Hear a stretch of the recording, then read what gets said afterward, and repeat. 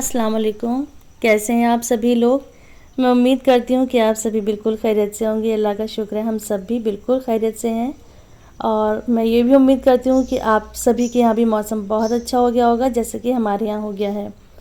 बारिश हो रही है, मौसम बहुत ही प्यारा हो गया है और ये है सुबह का टाइम।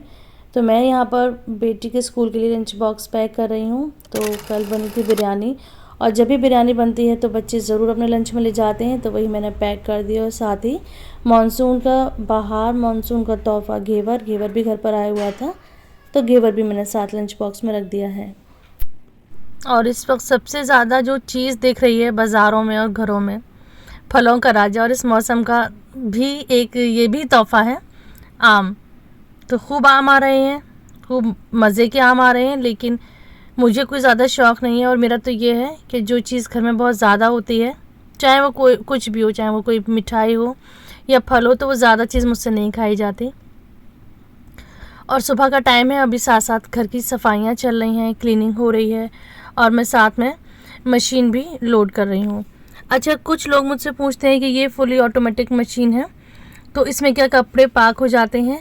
तो हाँ, अल्लाह का शुक्र है, इसमें बिल्कुल कपड़े पाक हो जाते हैं, क्योंकि इसमें 3 बार पानी निकलता है, 3 बार पानी निचुड़ता है। और यही सुन्नत तरीक़ा है कपड़े पाक करने का, कि कपड़े को 3 बार निचोड़ कर धोना चाहिए। तो इसमें 3 बार पानी निकल जाता है, तो ये बिल्कुल कपड़े पाक हो जाते हैं। तो इसलिए बेफिक्री से इसमें कपड़े हम धो सकते हैं। हाँ, कोई दाग धब्बा है तो मैं उसको पहले से साफ़ कर देती हूँ। जैसे कि अभी बारिश का टाइम है, तो ये पैंट पर छींटें लगी हुई थी, बारिश की, मिट्टी की और पानी की छींटें थी। तो मैं इतना पोर्शन इसको अलग से वॉश करके मशीन में डालूँगी, जिससे कि और कपड़ों पर इसकी गंदगी ना लगे, मतलब जैसे कि मिट्टी ना लगे, या जो बाहर रोड का पानी है उसकी छींटें आई हैं वो ना लगे। तो मैं अपने दिल की तसल्ली के लिए इसको पहले वॉश बेसिन में इसका मैं पानी एक बार निकाल दूँगी, ब्रश से जो मिट्टी थी वो हटा दूँगी, और फिर मैं इसको मशीन में डाल दूँगी। जैसे कि सारे कपड़े वॉश हो रहे हैं, ऐसे फिर ये भी अच्छी तरह से क्लीन हो जाएगी। तो बहुत ही मतलब ब्लेसिंग है ये वाली वॉशिंग मशीन। जो लोग अपने घर में सिंगल रहते हैं और जिन पर काम का प्रेशर लोड बहुत ज़्यादा है, तो उनके लिए बहुत बड़ी नेमत है। तो इस मशीन को मतलब ये है, आप कभी भी लगा दीजिए, मतलब रात में लगा दीजिए बस, और बेफिक्र हो जाइए, सुबह उठ के कपड़े फैला दीजिए। या हम कहीं बाहर जा रहे हैं, किसी के घर जा रहे हैं या मार्केट जाइए, तो कब इसको लोड कर दीजिए, और आने के बाद बस कपड़ों को अनलोड कर दीजिए। कपड़ों को थोड़ी देर के लिए हवा में डाल दीजिए, तो कपड़े अच्छे से ड्राई हो जाते हैं, बिल्कुल भी मेहनत नहीं हो, कपड़े भी बहुत साफ़ होते हैं। और सबसे बड़ी बात कि कपड़े इसमें पाक हो जाते हैं। मैं अपने अपने काम कर रही थी और जो हेल्पर थी वो अपने अपने काम कर रही थी। तो इसी तरह से डेली घर के सारे काम होते हैं, डेली घर की सफाइयाँ होती हैं। वैसे डेली ये पोर्च नहीं वॉश करवाती हूँ, कभी मॉपिंग भी करवा लेती हूँ, लेकिन आजकल बारिश हो रही है तो बारिश का पानी इधर आता है और मिट्टी भी आ जाती है पैरों के साथ साथ, तो मैं डेली ये वाला एरिया वॉश करवा लेती हूँ। और साथ ही मैंने कर ली थी यहाँ पर लंच की तैयारी, क्योंकि मेरे यहाँ पर बिल्कुल ज़ोहर के टाइम तक लंच तैयार हो जाना चाहिए, क्योंकि बिल्कुल नमाज के बाद हमारे यहाँ खाना खाया जाता है ज़ोहर का। तो आज मैंने बनाई थी उड़द की दाल, जो माश की दाल होती है, वाइट वाली दाल, मसाले वाली बनाई थी। और साथ ही मैंने कबाब बनाए थे, कबाब फ्राई कर लिए थे। जो शामी कबाब की रेसिपी मैंने पहले शेयर करी थी, तो वही फ्रीज़ करे हुए रखे हैं, तो उसको मैंने फ्राई कर लिया था। और साथ में थी लहसुन मिर्च की भुनी हुई चटनी। तो इस तरह से जो ये खाने होते हैं, किस किस को पसंद है, मुझे तो बहुत पसंद है इस तरह से कि दाल हो, चटनी हो, थोड़ा सा सलाद हो। और हाँ, यहाँ पे थोड़ी सी मैंने सिरके वाली प्याज भी रखी है। तो बड़ा मज़े का ये लंच था, सबने एंजॉय करा, सबने खाना खाया। और साथ ही मैंने ली थी एक चपाती। आज मैंने राइस नहीं बनाए थे, बारिश में इतना कोई ख़ास दिल नहीं कर रहा था राइस का, तो आज कोई राइस का मैंने कोई भी आइटम नहीं बनाया था। तो ये था सिंपल सा मज़ेदार सा लंच।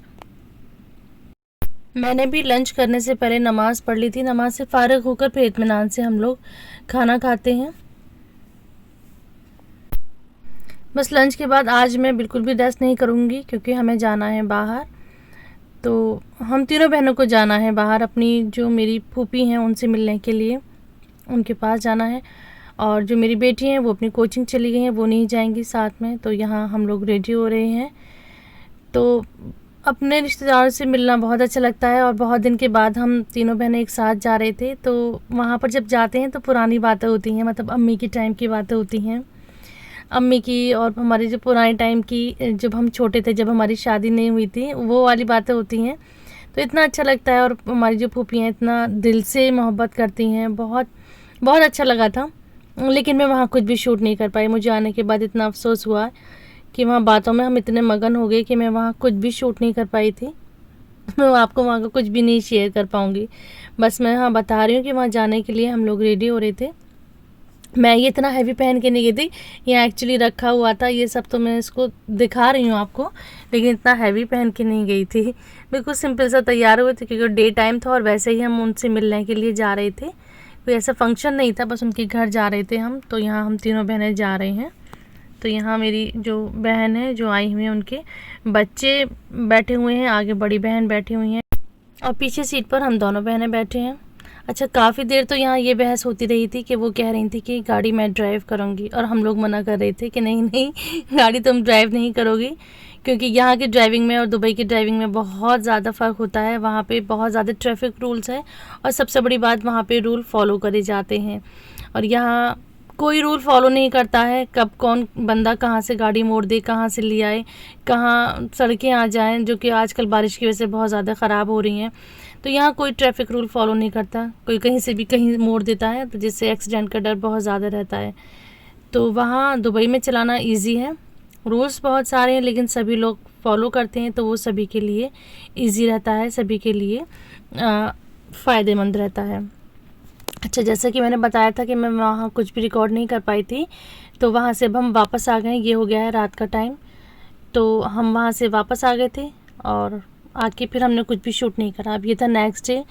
तो मैंने जो आपको एक केक बेक करके दिखाया था, तो उसकी मैंने एक रेसिपी बनाई थी। तो उसकी जो लेफ़्ट ओवर ब्रेड बची थी, उसकी जो लेफ़्ट ओवर कटिंग बची थी ब्रेड स्पॉन्ज की, तो उसका मैं थोड़ा सा डेज़र्ट बना रही थी बच्चों के लिए। तो ये मेरे पास व्हिपिंग क्रीम रखा हुआ था, तो उसमें मैंने पाउडर्ड शुगर ऐड करके और इसमें मैंने एसेंस डाल दिया है। इसमें मैंने डाला है पाइनएप्पल एसेंस और उसको अच्छी तरह से बीट कर लिया है। उसके बाद मैंने लेयरिंग कर दी थी। तो यहाँ पर ये प्रॉपर पूरी ब्रेड नहीं थी, सिर्फ ब्रेड के लेफ़्ट ओवर पीसेस बचे हुए थे, तो मैंने उसी से इसका एक डेज़र्ट तैयार कर दिया था। बहुत अच्छा बना था, लेकिन ये जो लड़के इतने शैतान हैं इनका रिव्यू देखिएगा।